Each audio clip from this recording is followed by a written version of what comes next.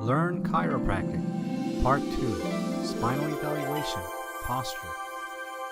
Determining the areas of the spine to adjust requires an investigative approach.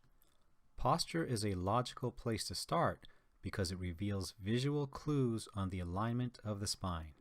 Normally, posture when viewed from the front should be symmetrical. A straight line bisecting the center should have 50% of the body mass on each side. Lines drawn on the tops of shoulders and hips should be parallel to each other. When viewed from the side, a straight line should be able to pass through the earlobe, shoulder joint, hip joint, and ankle. Here is what to look for when evaluating posture. From the front, alignment of head and neck relative to shoulders, levelness of tops of shoulders, alignment of torso relative to ground, levelness of tops of pelvic bones, and levelness of fingertips. The presence of non-orthogonal lines indicates problem areas. From the side, we can see her posture plumb line is several inches forward of the shoulder and hip joints, and her neck is forward leaning. Also check upper back curvature, lumbar curvature, and pelvic tilt.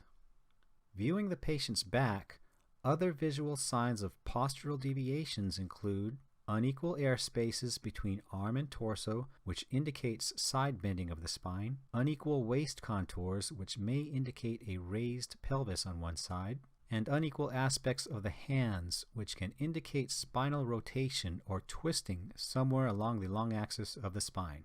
Again, look for head tilt, uneven shoulders, torso leaning to one side, and a high hip. Lastly, notice how the patient places her feet on the floor.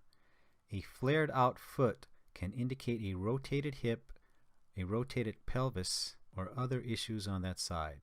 In summary, inspecting your patient's posture should be the first examination procedure, as it basically reveals stress points throughout the spine.